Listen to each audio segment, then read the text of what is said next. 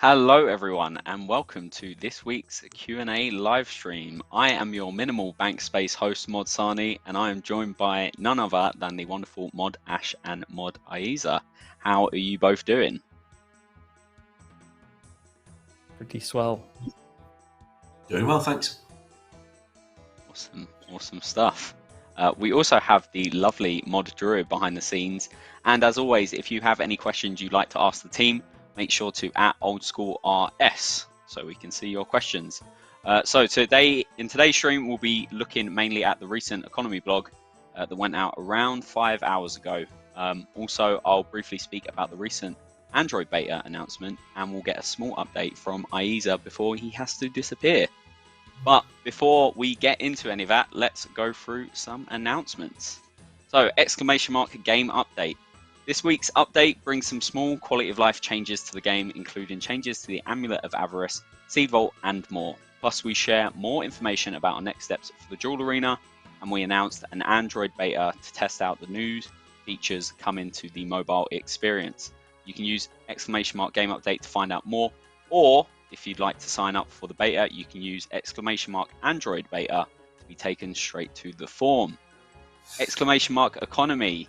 Whether you're selling your PVM drops, stocking up for your next PKing trip, or simply in the market for skill boosters, the economy underpins everything in old school for non-iron players, and we've been investigating ways we can keep it healthy for many years to come. From item sinks to literal golden sinks, read today's blog with ! Economy for all the info on our proposed changes. And finally, what do you AFK when you're playing old school? The obvious answer is Melvor Idol, a feature-rich, old-school RuneScape-inspired idle game that's now being supported and published by Jagex partners. You can find out more about the new partnership with ! Melvor Idol. Now, before we get into Ayiza's small announcement, let's take a look at some UGC that we didn't get to show on Monday. This first one is from Fancy Lee, and it is a Dragon Med pumpkin. That's cool. The eye in the background is amazing. Like, I'm a bit thrown off more by the eye than the Dragon Med helmet. Dragon Med. Yo, are you going to put your pumpkins up on here? I know they might. They're not really RuneScape related, are they? Actually, they were well good. I mean, they're definitely not. It was weird. It was my first time carving them, so I was quite proud. Yeah, they were pretty cool. They were pretty good. I didn't realize how much. Yeah, I didn't realize how much stuff is inside the pumpkin. Like, because I don't eat pumpkin. Oh, I guess it's your first time, right? So I guess you don't know what to expect, yeah. Yeah, and there's like so many seeds, like so many. It's crazy. The next one we've got is the Clan Costume Party by EAZ480. What a good place to have a costume party down in the basement in a general manner. Fantastic. I guess it's fitting, right, with the whole timing of it being Halloween and whatnot. It makes sense. Of course. With those candles down there, that seems like a very awkward place for a party. Yeah, maybe a bit of a health and safety hazard for any parties. Maybe choose a more safe environment for your next one. I feel bad for anyone who down there going to do the quest. Like, imagine that it's just suddenly filled with all these people dressed up as, well, God knows what. Oh wait, there is a person doing a quest there. He's literally in the image. I definitely feel like that's the busiest I've ever seen that basement before, ever. I don't think I've ever seen it that busy before. Oh, wait until Leagues. You'll see plenty of people down there. Okay, I hope so. There was a sort of cryptic clue puzzle hunt thing years ago where players had to, go around the game and find out certain things, and from the answers they'd get to the next puzzle, and that get the next puzzle, and they'd prize at the end or something. And one of the questions was, how many candles are there in the basement at Trader Manor? And I think this one got removed the next day for being just mean.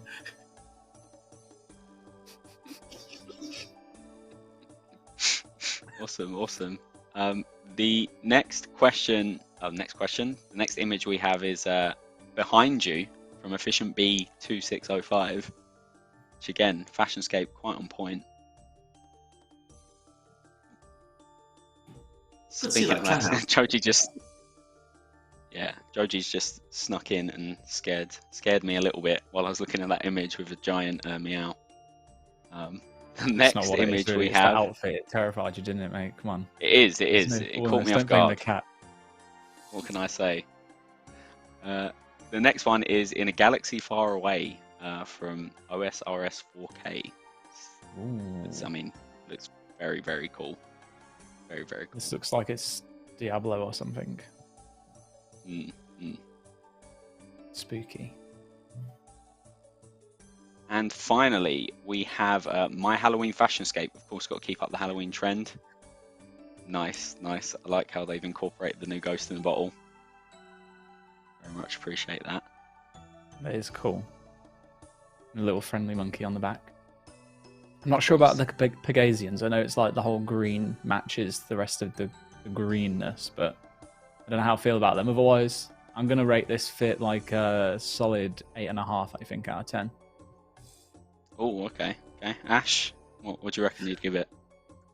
I'd go a good 9. See, I like how the Pegasians go all right with the greenish monkey face and the patches of green around the lapel area. Yeah, I agree. I think it's a 9. I think Ayiza's the Simon Cowell of this panel. It's okay. You know what? You need that kind of person, right, to balance it out and just to validate both your and Ash's votes. So now this makes me think we need to do a Fashionscape contest and actually have JMod judges on. That'd be good fun. I think, yeah, I think we should. Cool, awesome stuff. That is your player creations done. So thank you very much for sharing those online. I'll be looking out for more for the next stream. Ayiza, why don't we hand over to you quickly before you have to shoot off for your announcement? Okay, I can go over my announcement. So yeah, essentially, Deadman Reborn, the Deadman finals in particular. If you were around in September, you'll know that we unfortunately had some pretty severe lag issues that were a result of direct network attacks on that day, which caused us to be in a position where ultimately a lot of the terrific effort that so many of our Deadman participants had put into the competition, well, their efforts, in all honesty, were kind of wasted, and that was truly heartbreaking. We announced back then, the day after the event, I believe it was, that we were determined to do what was right for those that were affected. And tomorrow we'll be releasing a blog that will actually detail what we intend to do. But in the interest of transparency, I wanted to make sure that we got information out as soon as possible, which is essentially what I'm here for, is just to give a really quick update that blog is coming. But to summarize it, we just want to confirm that we do fully intend to run the beta. Essentially what's happened is that we've been working hard on a solution that should look to mitigate some of the network attacks and their effect on the tournament, so that we can potentially be looking at having a rerun that will be smooth without issues. Now, that's not guaranteed. There's always potential for problems to occur. So what we're going to be looking to do is actually running a beta in January next year. I know that's a little bit of time to have to wait, especially considering the fact that everyone who was in Deadman has waited so long already. Obviously, September, quite a while back now. But the reality is that the changes that we want to make won't be ready until then. So as soon as they're ready, we'll be running a beta. Once that beta is confirmed that everything is okay and is going to be, seems to be doing what we need it to do, then we'll confirm the date for the official rerun, which will be shortly afterwards. So I imagine that we'll be wrapped up, by the end of Jan, maybe February. Hopefully not any later than that, at least.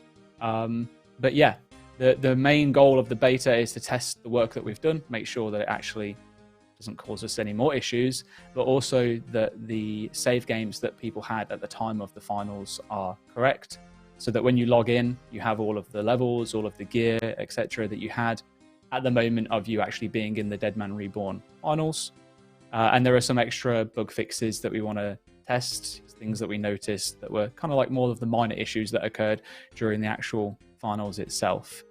So there will be an official rerun to come. We want to do a beta first. The beta is going to be sometime in January. we're confident in our solution, but there is still a chance that there might be problems that could occur, hence why we want to do the beta. And then once we're happy after that, we'll announce an official date. So stay tuned. There'll be more news to come out. We've got the blog going out tomorrow, which will detail it all. So, you know, if anyone else that you hear or see asks, tell them there's a blog coming tomorrow.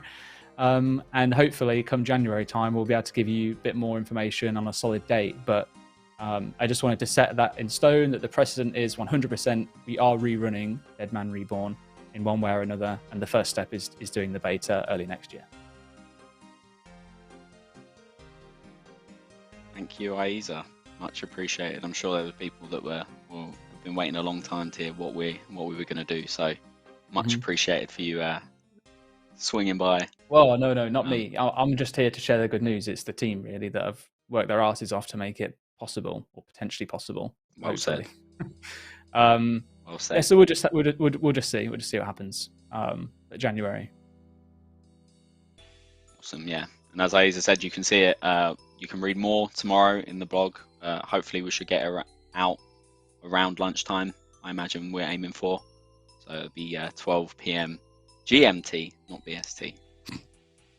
Yeah, I think we'll both remember that now.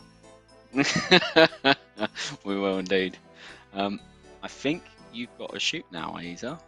Yeah, I have to go. I literally just came to do that. I'm going to leave you and Ash to be having a wonderful one-to-one going over the economy. And I'm going to be driving to my parents' house and tuning in on the journey. Audio only, though, of course, because, well, you've got to be sensible when you're in the vehicle on the road.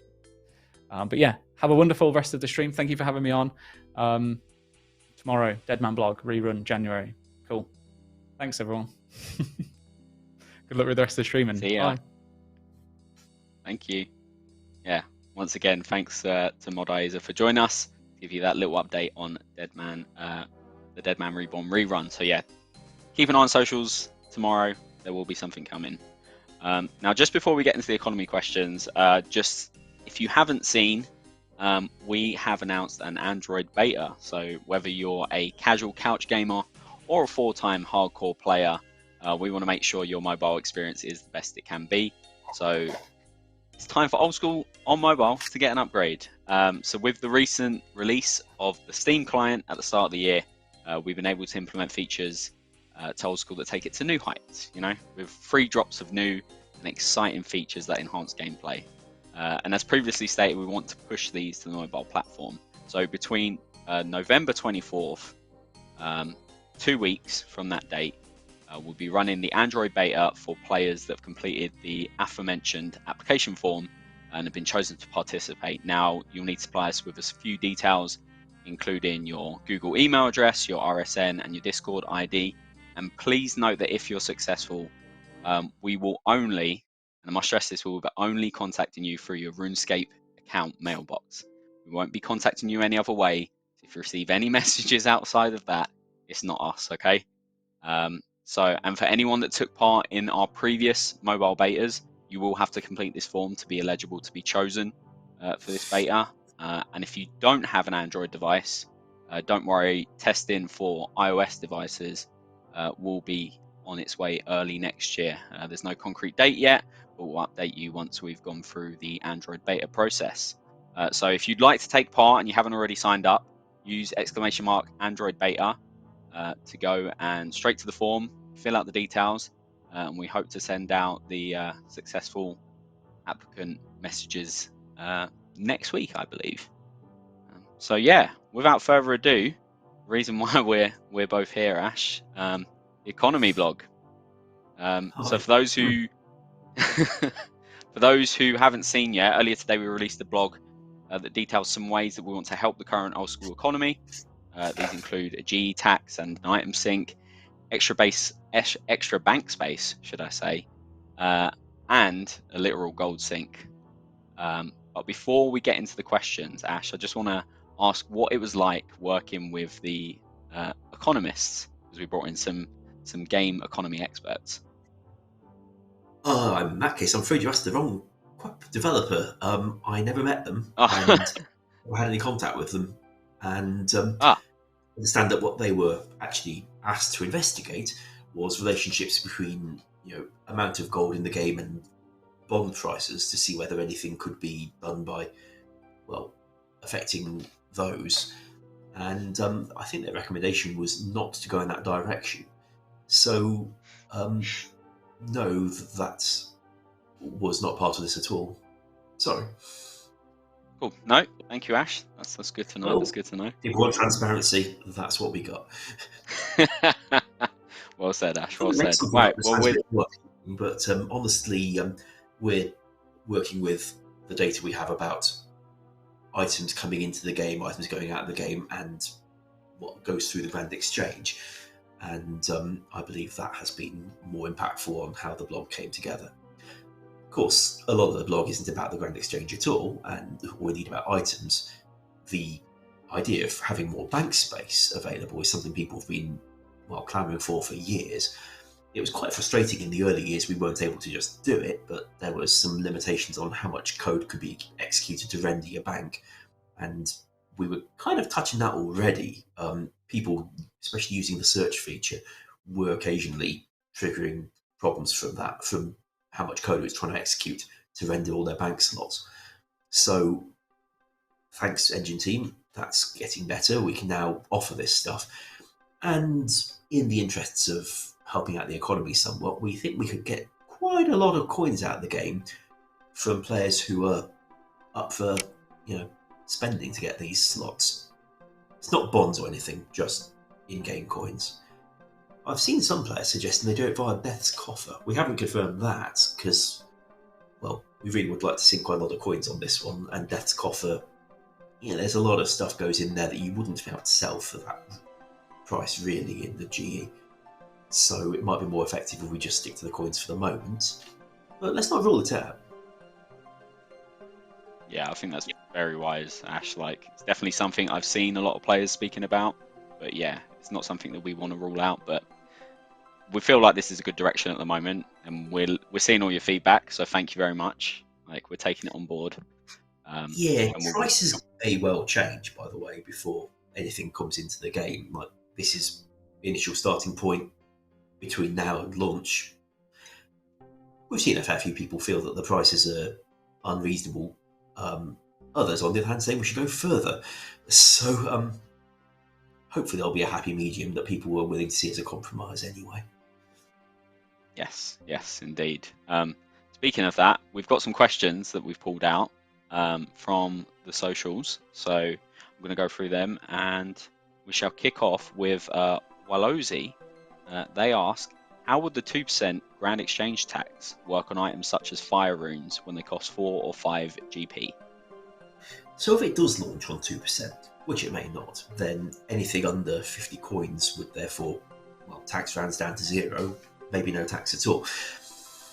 We would, in theory, be able to try and tax the aggregate total of your transaction. But the thing is, you can always, transactions don't always happen all at once, and we do let you take items and coins out midway through a transaction. So in the interest of simplicity, it would be simpler just to say anything under that 50 coin mark, its tax rounds down to 0 and there isn't any. Now, while that's losing the opportunity to tax, huge trades of tens of thousands of fire runes, on the other hand, it would also mean that a lot of cheap stuff, things that newbies might be more inclined to want, might skim through untaxed. And for that matter, I'd certainly be willing to exempt newbie tools from taxation altogether. Spades, rakes, pestle and mortar. That kind of thing is often well over 50 coins, but just in the interests of helping people into the game, if they are acquiring them that way, I don't really mind excluding it from the sales tax. Cool. Thank you, Ash. I'm sure all the treasure hunters out there will be happy if the spades are. They lose them in the wilderness, I hear. Yeah, they do indeed. The next question we have is from Chaotic Light. Is there any particular reason that Jagex has decided on a 2% tax versus a 5 or 10% one? would there be any chance of tax increasing in the future? Well, if we refer to the question that I think is coming up later for how could you possibly choose such a high tax, we thought that 5% might be a bit of a shock to the system, and some might say that 2% is a bit of a shock to the system already, and we should go even lower.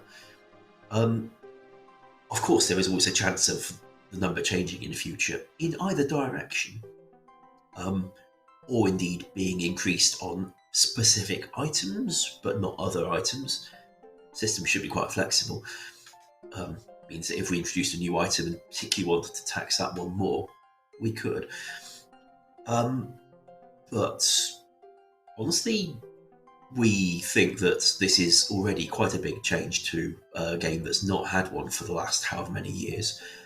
And while we think that a tax would be very helpful, we also understand there's going to be some people uncomfortable with it, and we hope that something in the 2% ballpark will get the kind of effect that we feel the game needs without driving everyone away. Also, it's been pointed out that people may do more direct player-to-player trading if there's a tax at all. Fine. A lot of people miss when there was more player-to-player trading, and some who've suggested that we do a tax over the years have seen that as one of the things in its favour, that it would encourage people to meet up in the game and maybe converse. Anyway, yeah, we've chosen 2% as an initial pitch. We may well reduce it or reduce feedback. I see this player thinks we could increase it. I'm not seeing that as the bulk of the feedback so far. Well, we'll see what else comes in. Yeah, there's definitely a lot of varying opinions to that, like supposed sweet spot of what the tax should be. But again, this is still the first 5 hours of this blog being out, so I'm interested to see what other feedback comes in. The idea that there's a sweet spot for taxation at all is a bit, yeah. There are players who have the incentive not to want one anyway. I mean, I could just see the no taxation without representation protest kicking off again. Although you do at least have polls. That is very true. The next question we have is from R Sensei JP. Do you think that clue items could be added to the list of items for the tax sync? Now, there's been several comments I've seen about different items, so I thought this would just be like a nice clean one to talk about it. The system should be expandable for more items. That said, here's why we don't want to bulk out the list massively for the initial starting point. We've not done one of these before. We don't know exactly how players will trade differently once it's out there. I mean, we think there'll still be a heck of a lot of trade going through the Grand Exchange, but players have pointed out there may be less. So we don't want to overcommit to items being sunk from it, because the more items being sunk, the more of your tax coins are needed to sink them. And ultimately, we'd also like to sink coins as well as just items. So rather than starting with a list of, clue items, which is quite a few hundred things in itself, I think, we thought we'd start with some particularly high-profile things where, take the Nightmare Staff, for example. That's a particularly contentious one over the years. I think if we could have a positive effect on those as a starting point, as we see how that goes, we'll be able to gather the old data on how much more coins we've got available for sinking other things. Now, in theory, if we became able to sink any item arbitrarily, skilling supplies and the like as well, that could be helpful too, but I don't see us being able to take it quite that far, not in the foreseeable. Cool. Well, thank you, Ash. The next question we have is from eStake. Since the tax is 2%, why not just use 50% of that tax, in brackets 1% of the sales price, to buy and remove any item being traded? And I mean any item, also skilling, not just select high-end PVM stuff. Every item would have its own tax and buyback pool, so to say. it would roughly equate to 1 item being removed from the game for every 100 of said items traded. So, again, we're not likely to be able to expand the system to any item. But also, if we did always use the item's own tax to pay for syncing it, that would be an extremely specific reason not to trade that specific item through the GE, and thus avoid it ever being taxed, and therefore avoid it ever being sunk. So I think we'll continue using the tax just as a general fund, and also stick for the moment with just some of the most pressing items. I know we haven't covered all the things that people consider to be pressing, because there's a lot of stuff in the game that's decreased in value over the years. All the clue stuff was not a request I expected on the first list, but what the heck. We'll probably start with the ones that are most pressing, from bosses that don't feel worth visiting so much, that kind of thing, before we try to go any further. Yeah. As I previously said, there was a lot of suggestions on the different kinds of items we should be adding to this. So we'll probably select the most common ones from that and add them in due course, or at the start. Like this, it's an evolving process going forward. Yeah, I see it being a batch thing rather than all at the start. Yeah, exactly. Cool. The next question we've got is from Brandon861. 888 mil is quite a steep ask for more bank space. Yet this is supposed to be a gold sink, but you might have 1% of players actually willing to spend that much. Why is the total so high? Honestly, I haven't been so involved in this side of things, but and I was rather hoping I wouldn't end up being the only developer who's rocked up to the stream. Again, I would assume it's an initial starting pitch, and that it could be changed in light of feedback. Of course, if not every player needs all the bank space that you can get. You certainly don't have to pay 888 million to get any more bank space. And even what's being offered in the smallest tranche is quite a few slots, more than you currently have, for a heck of a lot less than that. On the other hand, when there is a scale, sometimes you will get players willing to splash out and say they've done the most there can possibly be, partly for the prestige of saying they've done it. So then that may have been some of the rationale behind having something really high at the top end. But as I say, I'm pretty sure whoever is working on this project would be open to adjusting their prices. Indeed. And as Ash said, you could go up to 1,000 bank space with a pin and an authenticator on, and that will cost you 37 mil. Just what? Yeah, 38 mil. Sorry, cost you 38 mil. So that might be enough for someone to be like, you know what, that's as much as I need. I don't need to go any higher. But yeah, for those people that want to either flex or they want as much as we can give, it's there for you. Cool. The next question is from Family Knew My Username. Why are you so against inflating the value of gold? Is the issue not currently that we have a deflationary gold across the board? While that may be a current problem, gold does come into the game quite a lot. And while the old school teams had a lot of gold sinks over the years, including the Death rework, which isn't a huge one, by the way, but it is some gold sink. Ultimately, there is still more coming in. And while what you've read about item sinks is clearly us trying to deal with the deflation, we think that it would be healthy to have gold sinks as well. Yeah, indeed. I don't think the economies was like a one point solution. I don't think it was ever going to be that. It's way more complex than that. Indeed. Probably. Cool. Also worth noting that while, as I say, the old school teams put a lot of gold sinks into the game over the years, pay that person for back-end access to the Calamity dungeons, for example, all kinds of random things.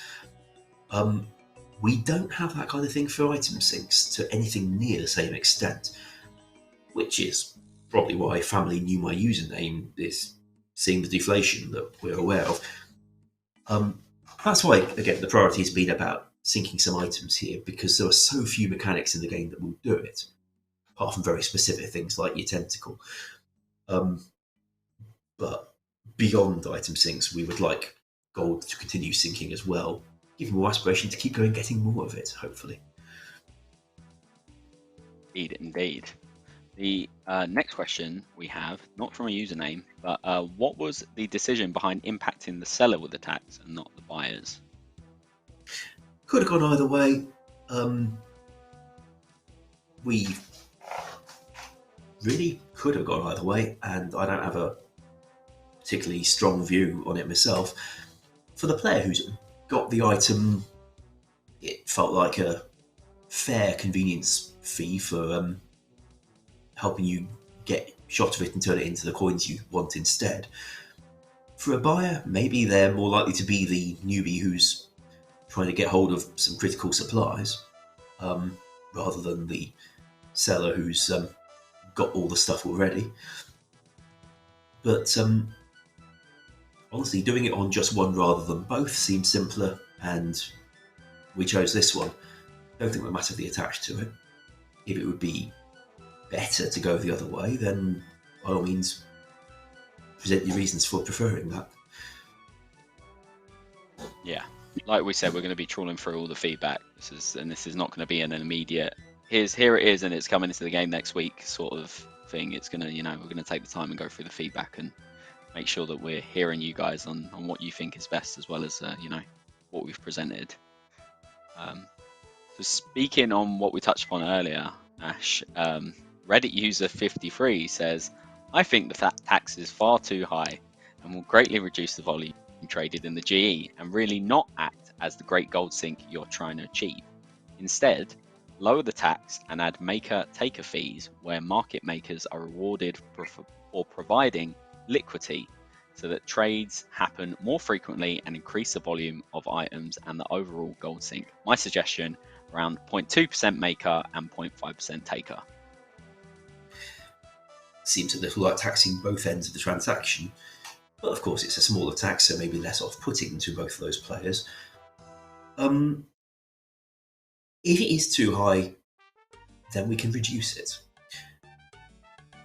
If it does greatly reduce the volume trade in the GE, well, if players genuinely do start meeting up in person to do player-to-player trades again, some of that might be seen as a good thing for a community. We do get complaints about the game being a lot less personal when you do everything through the faceless GE, with only those clerks and their wooden barrier in front of you. I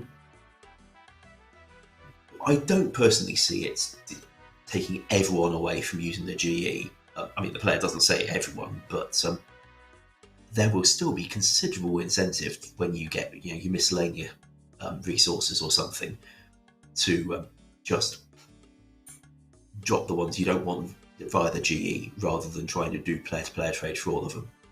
So I do think there'll still be GE trading going on, and that it will bring some sync effect. And if we're wrong about that and it doesn't work out, we can change it. Cool. Thank you, Ash. The next question we've got is from C2Dog430. How do you determine if an incoming sell offer, which you are scheduled to buy, is at a fair price? Well, we've got the game's hang on. Oh, one that we are scheduled to buy rather than you as a player. We've got the game's data on what people are buying, what buy offers people are actually willing to put in, and we would not agree to buy out an item if the seller's asking for substantially more than that kind of thing. The coins we'd be giving would at least have come out of the economy elsewhere, so it isn't money we'd be generating. So if we did accidentally pay too much, that's not the end of the world, I think. And as I say, we will aim to avoid doing that based on price trends. If, of course, the seller's trying to sticks their AGS in there and says they only want 50 coins, and we buy that, well, might seem blinking weird, but technically the seller did say they'd be willing. On the other hand, we might also avoid unrealistically low ones just to avoid, well, cashing in on somebody's accident, to be honest. Yeah, don't really want to see AGSs going for 50 coins on a constant basis. Well, it's a question who's putting in such offers, if anyone does do that. But yeah, we don't really need to touch those. Yeah, agreed. Cool. The next question is from Zolty Pretzel. Why not, instead of taxing the seller, tax the buyer? So this is in the same vein earlier. I thought this was a good comment. The seller puts in a price they want, and the GE calculates the tax and adds it to the cost of the item. The item won't sell until the buyer meets the seller's price plus tax. Then the tax leaves the game, buyer gets the item, and the seller gets the gold. This makes it much easier for everyone involved. Well, it's easier for the seller, certainly. Harder for the buyer. I mean, not hard in terms of effort, but they're having to pay more for the same thing, just as the seller might be getting less for the same thing. It feels like this is just moving the tax from one player to the other. And if this is objectively better, then again, we can. It's not entirely clear that that's the case, though. And we're also, tech reasons, we are going to be a little limited in what we can get the Grand Exchange part of the engine to do it for its processing. So anything substantially different from its existing mechanics will be problematic for us getting this to work at all. I hate when we run into tech hurdles of that nature, but we do what we can with what we got. Indeed we do. Indeed we do. Thank you, Ash. The next question is from Boss High Scores. All raid items and endgame boss uniques should be added on that list. God of War's Dungeon, Nightmare, Raids, Corp. Not sure why one raid item is included and the other isn't. Those item needs a sync too. Pretty sure there was more than one raid item in the list, or at least the last list I saw. Maybe it didn't get to the final version of the blog, but I do expect to take more than one raid item. Again, since this is still something unfamiliar and a little experimental, we will likely start with a reduced list of items, even though there's a lot more in the game that we'd like to be able to address. Once we see how trade is holding up on the GE, in case the Reddit user is correct and everyone stops using it, when lots of people stop using it altogether, that will tell us how much more we can afford to sink via this kind of mechanic. And speaking on that, do you reckon that the Grand Exchange tax will increase the frequency of private trades, Ash? I think somewhat. Players do like optimizing. Of course, there's also a lot of items that wouldn't be affected by it. Is this your question, by the way? I don't see a player name. No, this is one I found that the player name is, most of the ones without a name is redacted player name, so. Exciting. Anywho, yeah, I do think there'll be more private trades because players do like optimizing. On the other hand, a lot of other players like their convenience. So I think we'll still be syncing all right. And I hope we can have more of the items that the player asked, Boss High Scores asked about, because yeah, I'd be very glad to see all of them in there and a lot more besides. Heck, there was that request earlier from every single item in the game to be included, which may be a little extreme, but I get the idea. Yeah, especially in something we're going to be testing at first. It's, as you said, very experimental. So adding everything on there would be a lot to manage all at once, I reckon. The next question, again from another redacted player. Are the teams planning on adding any more item/gold sinks into the future, and will they involve playable content? Well, all future content plans haven't been written yet. Could well be, we do keep putting in gold sinks whenever an opportunity arises for something, or a sink that consumes one item. One of the common suggestions we saw coming in from the next blog, for example, was if you were doing more of the armor sets, why would you not sink the existing God Wars armor to get components that you use for making the new stuff? The team is generally fond of that kind of concept, so without leaking anything, I expect you can see some more item/gold sinks in the future involving playable content. Awesome, thank you. How another redacted one? There's quite a few naughty players on this list. How will the purchasing and deleting of items work in relation to their current price? For instance, buying/deleting tridents to raise the price by 10% will not have much effect, but buying enough T-bows to raise it by 10% will have a huge increase in price. Well, the price fluctuations remain down to the players. We aren't saying the price will raise by 10%. We certainly aren't going to pay 10% more for it. So what all we'd be doing is reducing the supply of them somewhat, so that player demand can respond by getting players willing to offer a little more. And the quantity of the things taken out doesn't have to be the same for all items either, by the way. We may well be, I'd expect us to sink rather more tridents in total than T-bows. Yeah, indeed. We have a name for this one at least. This is good. Omega4114 ask, as a mid-level player, I appreciate that some of these items were dropping in price. It made them actually feel achievable. Do you think this is raising the barrier to entry on certain content? I don't see it making their prices go all the way back up to where they were on launch day.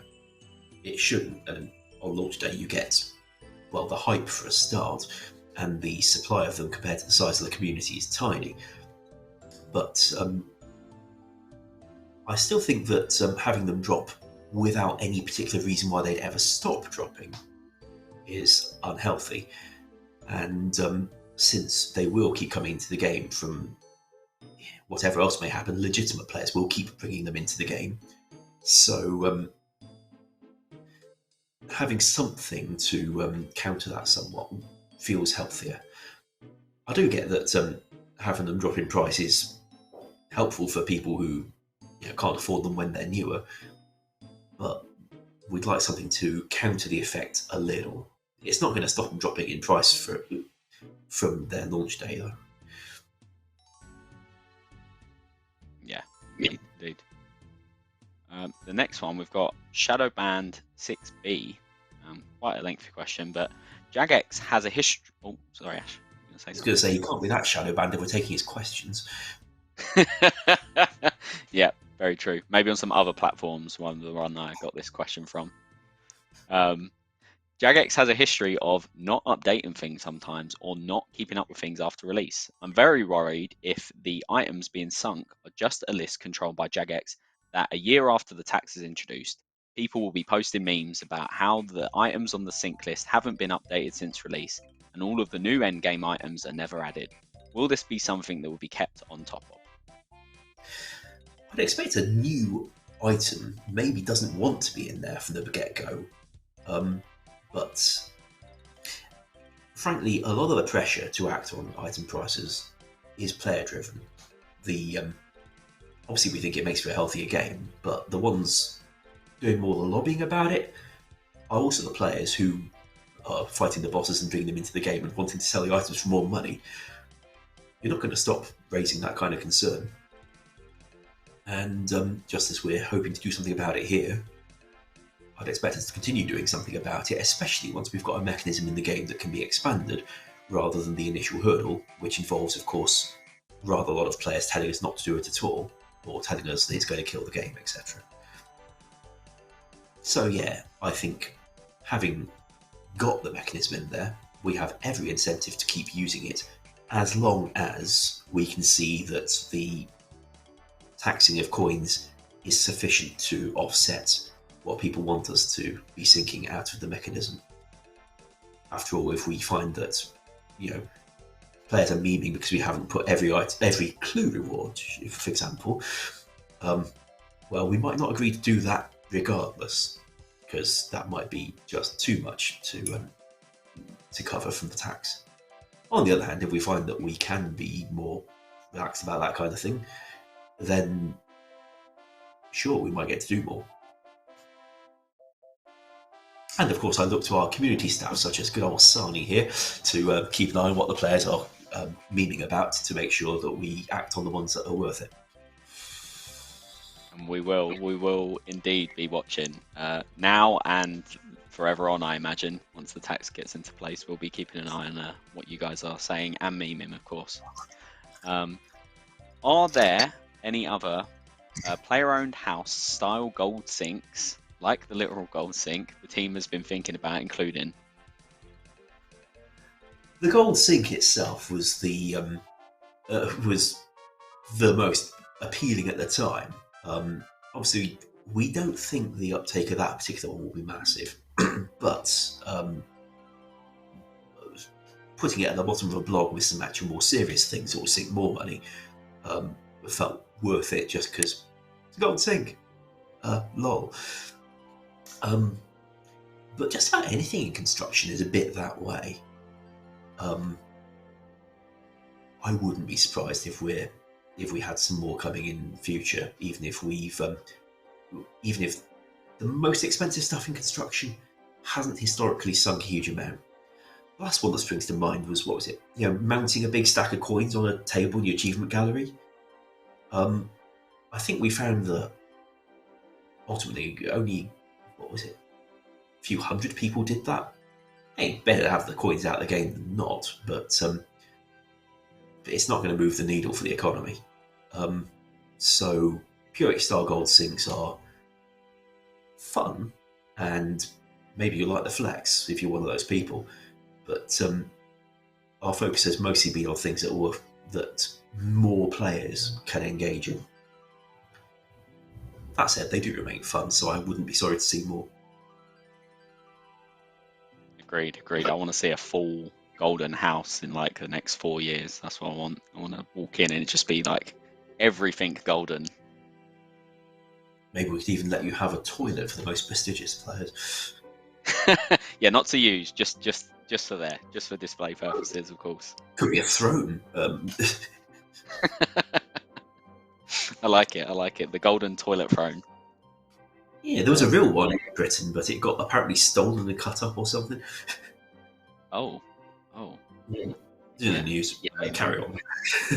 I'm not surprised, to be honest. It was, The next question is from Reap to Weep for You, who says, in terms of gold/item sinks, would the team think about introducing an item like the party hats again? They were the iconic flex item back in the day, and something like that I think would be a fantastic gold sink.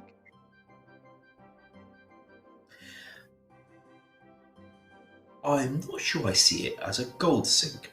The thing about those iconic flex items is that a player's got one, and another player might give them a lot of coins for it, but the coins don't vanish, they just go to the seller.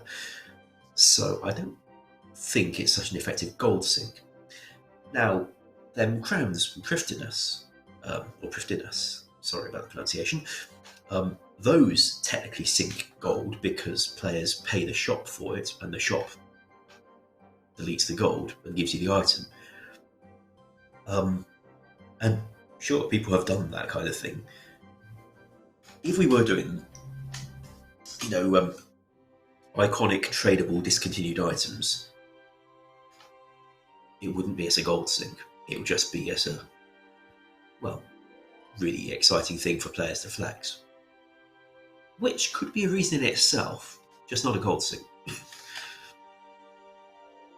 Of course, we also run into the same thing RS3's got, where their Grand Exchange can't handle the numbers required to trade them at the prices players want to. Yeah, definitely something we don't want to run into. The final question from socials before we go on to a couple of chat questions before we finish up. Lachlan Lloyd asks, what about a literal item sink? Just a black hole somewhere in the GE with a high score for individual big ticket items. We had that idea, and I was a little sorry that it hasn't been taken forward so far. There have been a few versions of it around, like a black hole or a well of philanthropy, where we stick a well in the game and you put things down it, or just a black hole of nothingness, which you put things down. Somebody came up with a rather more elaborate one where a dragon has moved into the neighbourhood near the Grand Exchange because it likes gold, and there must be gold near the Grand Exchange. And you've got to give it money to decorate its lair or something. Maybe seemed a little elaborate for what's needed here, but no, I do like the idea of literal item sink. And maybe we will do it in the future. We've left it out for now. Yeah, I know. I saw one on I think it was the Reddit thread that was saying it was like a well that you chuck money in, and you get like the tiniest percentage chance of just a flex gold pet, which was there have been a lot of ideas already on the threads and across socials. Yeah. Now that particular one might cross the rule about pets not being too buyable from most of the content we've had so far. On the other hand, that's not a hard and fast rule. But I think I like Lachlan Lloyd's request anyway, even if it's not tied to a pet. Agreed. I like just a sinking hole. Your items disappear forever into the void, never to be returned again. Cool. I think we'll hit up some chat questions before we round up. Wild RS says, will the increased bank space come with additional bank tabs? It does not, but the tab system, as I originally wrote it, is pretty expandable, and I don't see that being a sticking point for future expansions, even if it's not part of the project that's currently being pitched. Awesome. That's good to hear. The next question is for, I think that's L-Robot or iRobot. I'm going to go with iRobot. That sounds a bit more. iRobot 335. Regarding the bank space increase, do you think that implementing the additional bank space at a lower cost or even free for ironmen would be a possibility? With the scarcity of gold for ironmen, the impact of this being a gold sink seems like it would be an issue. The high cost of higher levels of bank space also prevents all iron players from ever unlocking the full space available. I think rather than exempting iron players from the fee altogether, or indeed treating them differently at all, we'd be more likely to go with the Death's Coffer suggestion that came up earlier, which iron players can use. Yeah, like I suggested earlier, you know, as an iron player, even though you could argue that iron players need it more, there are still enough expansion options cost-wise for you to get a decent upgrade to your spacing. So, again, you don't have to go for that final total goal of 888 mil. You can stop before then. The next question is from AQPWT. When will the tax be implemented? And now I can answer this. There's no set date yet. There's no set date. Yeah, we haven't got a date for you guys. Like, this is day one when this has come out. There's no concrete date we can share with you. Obviously, the further down the line we get in this process, the more we'll be able to share with you. But right now, there's no dates we can share, I'm afraid. Particularly if we are still open to changing the design back and forth, like tax the buyer rather than tax the seller to move the pain to the other person. That's the kind of design change that could slow things down somewhat. Yeah, exactly.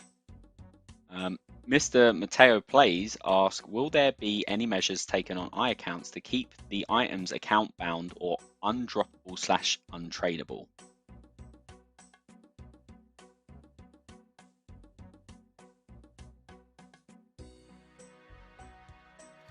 That's not part of it. Sorry. Yeah. There could be a separate project at some point, but we've not been planning one of those. Yeah, there you go, Mr. Mateo Plays. That answers your question. Maxim while relaxing asks, will there be a tax on bonds? Yeah. I expected so. Although, as I said, we'd be able to exempt certain items from a tax or tax other items at a higher rate.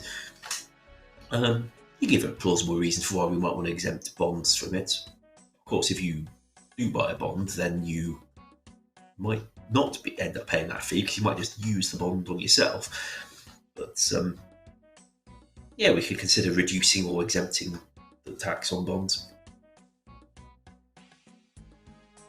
Awesome.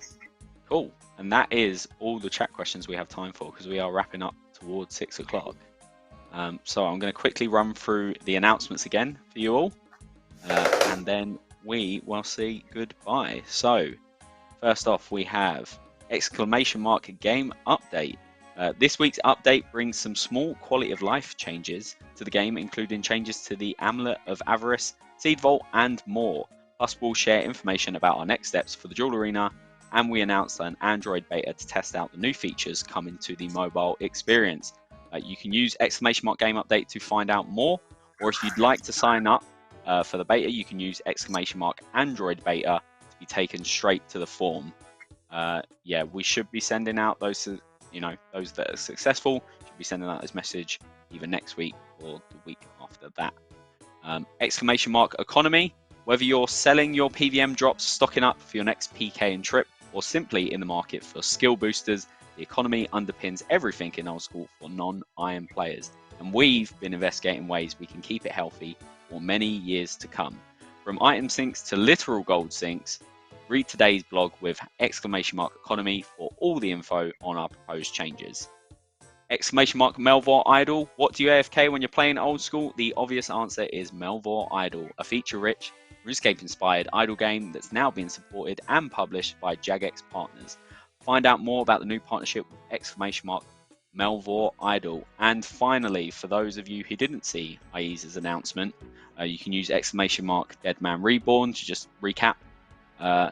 We know lots of you have been wondering about our progress on the Deadman Reborn Re-Run. Deadman demands so much from its competitors, and to see all that terrific effort wasted was truly heartbreaking. We are determined to do what's right for affected players, and tomorrow we'll be releasing our next steps towards a finals rerun. So stay tuned on socials for that. That is it. That's all we have time for. I've got to say thank you to Druid, who's been behind the scenes working his magic like usual.